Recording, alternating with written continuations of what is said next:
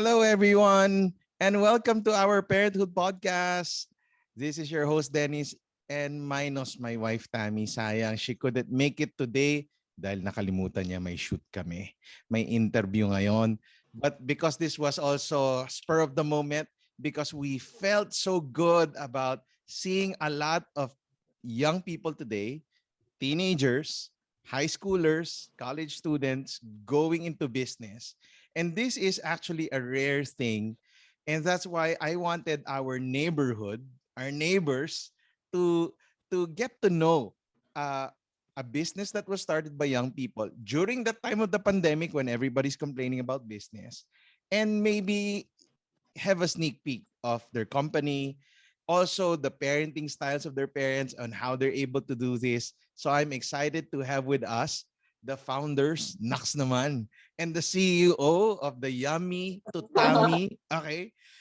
Kasi sobrang sarap ng chicken longganisa na natikman ko from Yummy Tutami. So sabi ko, kailangan nating interviewin mga to. So let us all welcome the siblings, the Sytat siblings, and they'll introduce themselves to you guys. So let's all give them a welcome. Hello, guys. Hello. Good afternoon. All right. You guys have to introduce yourself first kasi apat kayo for all our podcast listeners on Spotify. I'm interviewing 4 siblings, right? So let's start from the oldest to the youngest. First off, I'm Sytat. I'm the ahya of the siblings. I'm the general manager of Yummy to Tommy PH. I am working right now. I graduated college at College of St. Leonard. I graduated high school on St. Jude Catholic School. What's your course? Hello. What's your course, Lance? My course in CSB was Industrial Design. Okay. All right. Next. Hello everyone.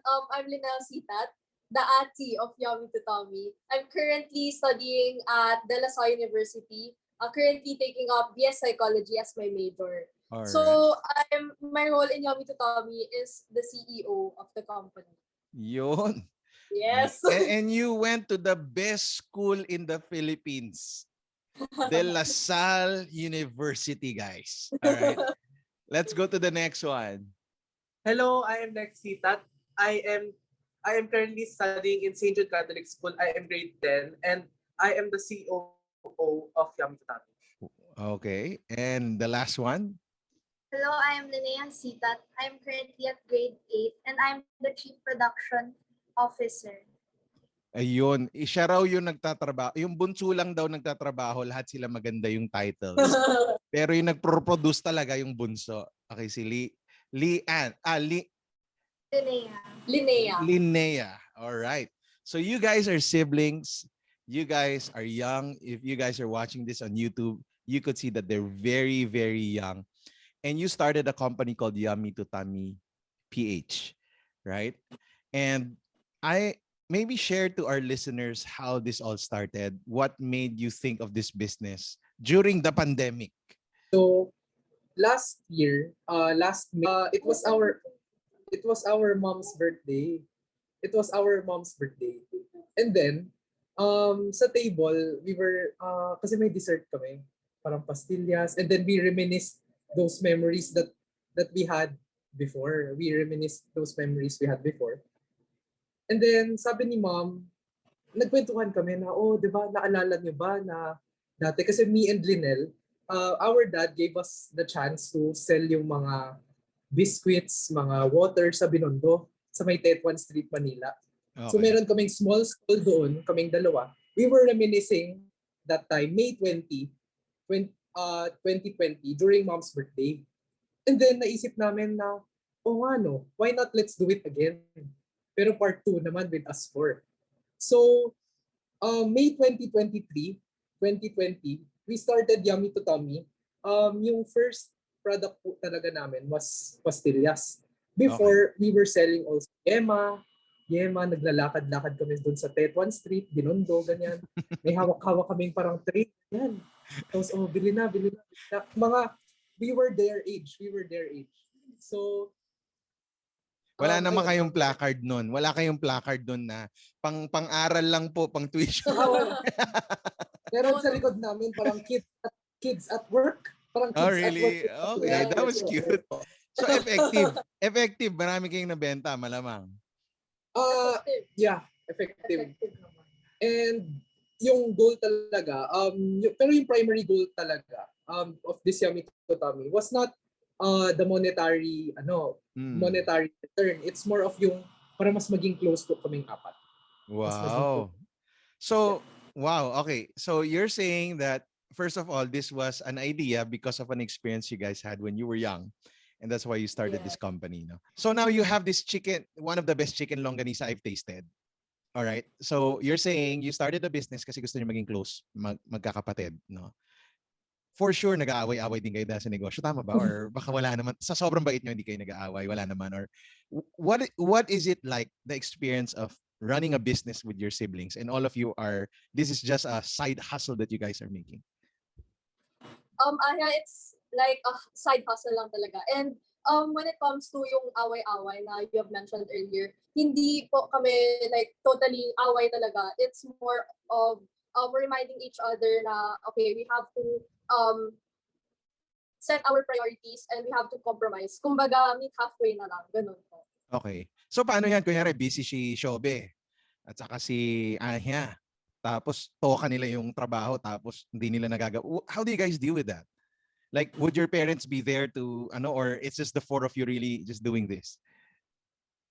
Our parents have guided us talaga. And then kapag kaming the four of us really talk about kung kailan po yung available schedules po namin para we know what time would we make the orders. So it's really about compromising po. All right. You know what I love about kasi what you guys are doing? When I got the package, tapos may kwento pa doon. What I like about is that a lot of parents don't know that when you teach your kids business, you're actually teaching them real life learnings that you can't find in a Yeah. textbook. Di ba? Growing up, ano yung mga tinuro sa inyo ng mga magulang yon? Like your dad and your mom that created an impact or influenced you guys in doing this business? Okay, us or speaking for us four, I'm sure 100% our biggest influence talaga are our parents. Okay, so ever since what did they teach us? Ever since we were kids, we would celebrate some of our birthdays on orphanage, and then we would celebrate our birthdays with them, and then they would just teach us how to give.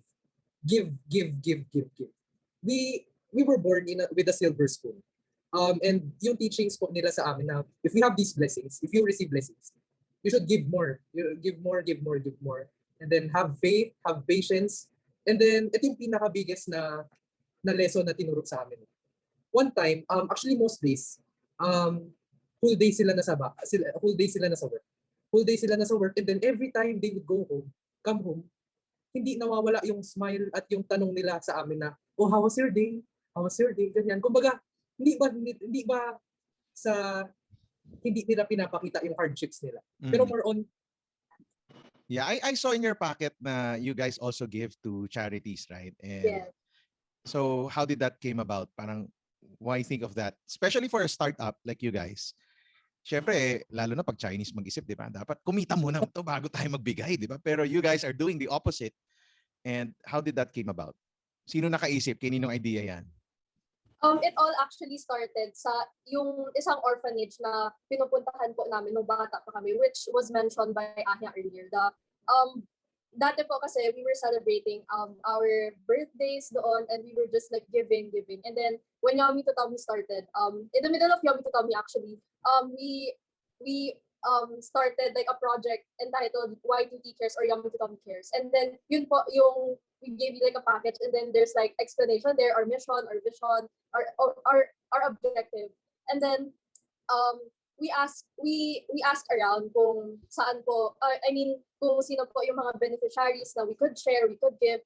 So with the profit that we gained here sa Yummy to Tummy sales, we use that money to buy products po buy mga food, mga school supplies, food for the less privileged ones po. Wow. To connect to that, kung sino po nag-isip. Kumbaga, it was there's clarity and simplicity. Kasi ever since pagtanda namin, we have been doing that. So it was just clear for us to just continue. just continue what mom and dad taught us. So if you have, you give. Nakita namin apat na, meron tayo dito sa Yummy to Tummy Cares, like blessings, ganyan. Why not let's continue their goal? So it was a collective effort. It was parang collective mindset na, okay, Yummy to Tummy Cares, we are your instrument of generosity. Yes, and Anya, to add lang po, we would like to share yung quote po na we live um, by Saint Francis of Assisi, yung for it is in giving that we receive. So yun po yung lagi po namin tinatandaan po when we give. Yeah, that's nice. Yeah. Okay, let's talk to the younger ones naman. So, how do you guys balance school and doing this? Lalo na pagka ang daming orders. Like, do you guys drop the ball in academics, or this has actually helped you? How do you guys do that? Mostly when I have like sobrang bigat yung school and yung work life. So I usually balance them. As in like one half school, one half Yummy to Tummy. As in like I concentrate like school when it comes to school, I concentrate in school. When it comes to Yummy to Tummy, but I usually concentrate in Yummy to Tummy. So, hindi ka naman bumabagsak. Hindi ka bumabagsak. Good grades. Yun. Yeah. Si Shobe. I usually do my assignments first para after done ng mga assignments, puro Yummy to Tummy na lang. And then if there's extra free time pa, I do what I want na lang. Are you guys seeing this sibling, this family business, and seeing to scale this up, or you guys are just thinking na habang nag-aaral lang kami, experience, or is there something here down the road that you guys are planning? Well, we just, as of now, especially with our condition right now with the pandemic, we don't plan on like, if expansion or growth means to have a restaurant, yes, that's something in the back of our minds naman talaga. But as of today, as of this year, most operations will be online. Yeah. Oh. So and in terms of scaling up, we are still searching for more beneficiaries we can give to. Yeah. What are specific organizations that you guys help out? It's there's no like specifics naman po. Like kung sino lang po yung pwede namin matulungan, we're more than willing to help. So, anong advice nyo? Okay, ito. Let's shift a bit, no? Anong advice nyo sa mga parents? Because the parents are listening. And some of them are saying, alam mo, anak ko nga, gusto ko nga magnegosyo eh. Anong tip pwede for parents coming from the kids on how they could hone, or how they could, yung have that environment where their kids can actually start businesses or become an entrepreneur or do something about their whatever, mga gift nila ninong-ninang nakasya kanila, di ba? What would be your advice to them? My advice for parents are, don't worry too much. Don't worry too much. Your child, let them fail. Let them fail by their own. Okay, let them fail by their own.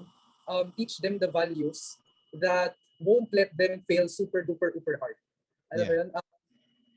Just keep reminding them. Don't force them to do anything. Don't force them. More on encourage them. And yeah, never force anything talaga. Never force anything in life. My parents always taught me that to always have faith. God is always with you. Pray, ganyan. So, yeah, actually, based on yung parenting style ng parents ko kasi, sobrang okay talaga. Sobrang okay talaga. So, very empowering si papa mama mo? Empowering, yes, empowering. Okay, question, sila ba nagbigay ng kapital o meron kayong kapital to start with? Honestly, kaming apat, we started with 1K capital. Yun, that's our grabe, full 1K. capital namin. Yes. And then yun, we thought of strategies kung paano ba. So, yun, kumbaga ingredients, packaging, bigay. Ingredients, packaging, bigay. As simple as that. So, Renel, how about you? Shobe.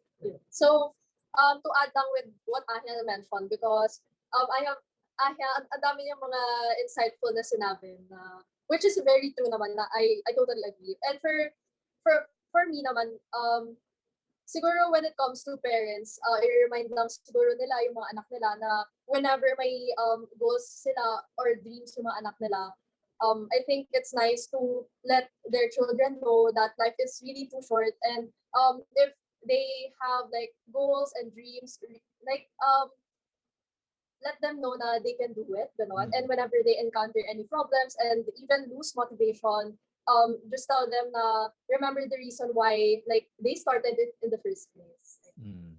Parang bait ng papa mama mo. Pwedeng mahiram. Si Shotty. For me, I think that we should na kailangan natin i-focus yung time management natin. We have to have balance and be flexible with everything. So that you won't one side won't feel, pressured, then the other side, you won't get stressed about it. Mm. I feel like for the parents, they can help their children find the fun in like starting a business. Kasi it will motivate the kids more because the kids will think na parang, oh, starting a business is really hard. But if the parents tell them like it's or like show them the fun in making or starting a business, the kids will have motivation to start one.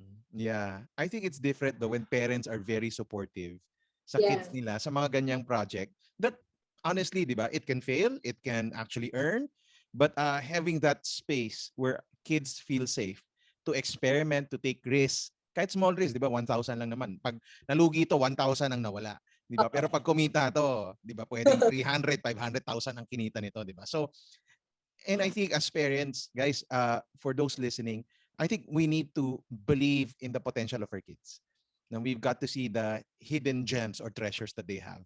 Because if we don't give them that space, they won't do it. And we've seen this with Yummy to Tummy, no? You've got so young. Ilan taon ka na ba, Shobe? The youngest. 14 years old. 14 years old doing business, di ba? And ako, I encourage our kids also to do business. So I have 2 daughters, 2 sons. So yung isa, si-16 na, yung isa, ilan taon na ba? Magfo-14. So yung 14 years old, may negosyo na rin siya. And the 16 would sometimes do coding classes and iba yung personality nila. But they actually team up to do business. And we feel like kasi parang, wow, that's homeschooling at its best. Nagka-calculate, inventory, usap ng mga supplier, di ba? This textbook cannot teach. And I think you guys are doing something awesome and special. And I do hope a lot of parents would be doing this as well. Now, siguro, a few more things, no? Anong advice nyo naman sa mga teenagers ngayon na nakikinig? Whether it's business or whether it's a side hustle, what would be your encouragement to them? Especially right now, social media with us teenagers talaga, it's very dangerous. Not only for us teenagers, but for everyone, every person. So maybe my advice is what I live by. This is what I live by. My personal parang monologue every day. If you live yesterday, you're depressed. If you live tomorrow, you're anxious. If you live today, you're happy. So the next question here is, how do you live your today? Okay, so may dalawa yan. You live right now, and you live right, now. So again, you live right now, and you live right, now. So that's my advice to all of the teenagers, actually to everyone. So yeah. Yeah, it's taking YOLO with a different twist, di ba? Okay, so my advice naman for the teenagers out there, whenever you encounter some like adversities rather, life problems, life hindrances, you have to, you have to be resilient enough to and like bounce back to the game. Yun. You have to be resilient lang talaga because life is tough, yes, but we have to stay strong no matter what and learn from our mistakes in the past. Okay, before we hear from Shotty, speaking of that, ano yung mga challenges na na-face nyo na talagang nahirapan kayo in the past? Meron ba kayong ganong experience sa Yummy to Tummy? Yes, yeah. Of course, in a business talaga hindi mawawala yung challenges and yung mga problems that would arise. As for us naman, we have like a common ground.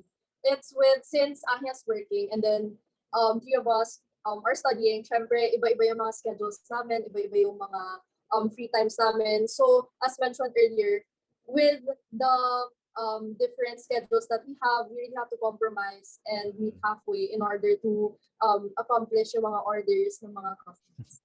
So basically, yung our different schedules po yung nagiging conflict. But wala naman po kami magagawa doon. It's just that we have to really compromise. Okay. For me, my advice for teenagers is just be creative. Kasi like, especially during this pandemic, right, you can't go out. Pero there is a power of social media. So you can design whatever you want. So that you can catch the eye of the people. Mm-hmm. My advice is for teenagers like me is just do it. Just have fun with your life. Do everything you want, pero also limit yourself and be yourself, friend. And yeah, yun. Grabe. Ang lalalim ng mga advice niyo. 'Di ba? I think so many people are just afraid also of risking. And what you guys did, and maybe this is a lesson for so many people, na some of them kasi are thinking too big when you can start really small. And I know guys, as you just hearing your stories, yung time management nyo, how you guys pour out your energy towards something, it really needs a lot of intentionality. Na Yes. okay, imbis na magsa-social media ako ngayon, yung social media ko, social media marketing. No? Yes.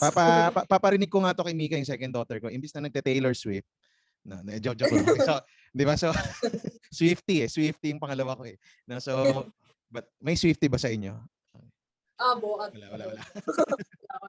Okay. So, yan. You really make good use of your time and there's so many things to learn. We can learn so many things. So, I do hope that this would encourage our families listening to this.